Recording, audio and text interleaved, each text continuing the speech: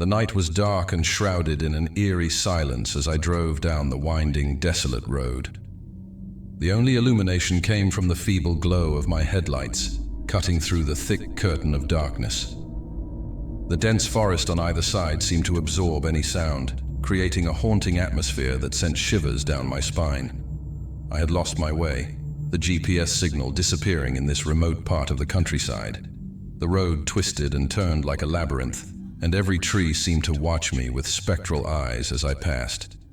Anxiety gripped me, tightening its hold with each passing mile.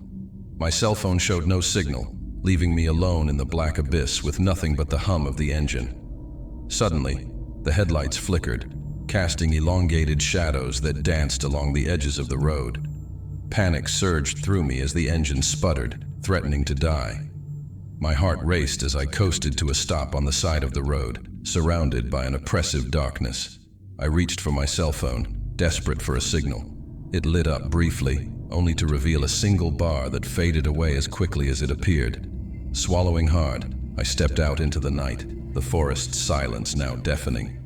I took a deep breath, trying to calm my nerves, and decided to walk ahead, hoping to find help or a sign of civilization. As I walked, the trees seemed to close in on me, their gnarled branches reaching out like skeletal fingers. The wind whispered through the leaves, carrying with it an otherworldly moan that set my nerves on edge. I quickened my pace, my footsteps echoing in the silence, the only sound in this desolate place. After what felt like an eternity, I stumbled upon an old, dilapidated house hidden among the trees. Its windows were shattered, and the paint peeled away in grotesque patterns. A rusted swing swayed in the wind, creaking with an eerie rhythm. Despite the foreboding appearance, desperation drove me to the doorstep, where I hesitated before knocking. The door creaked open, revealing a pitch-black interior. A faint, flickering light beckoned from the depths of the house. Hesitant but compelled, I stepped inside, the air heavy with the scent of decay. The flickering light led me through a narrow corridor, each step echoing with a hollow resonance.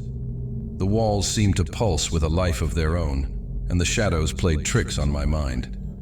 As I approached the source of the light, I found an old, dimly lit room. In the center stood a mirror, its surface tarnished and cracked. I stared at my reflection, but the face that stared back was not my own. It wore an expression of terror, eyes wide with horror. A guttural whisper emerged from the darkness, echoing through the desolate house. "You were never alone." Chilled to the bone, I turned to leave, only to find the corridor stretching endlessly in both directions. Panic set in as I realized I was trapped in this nightmarish labyrinth. The air grew thick with a malevolent presence, and the walls seemed to close in. As I stumbled through the haunted corridors, the whispers grew louder, a chorus of tormented souls enveloping me.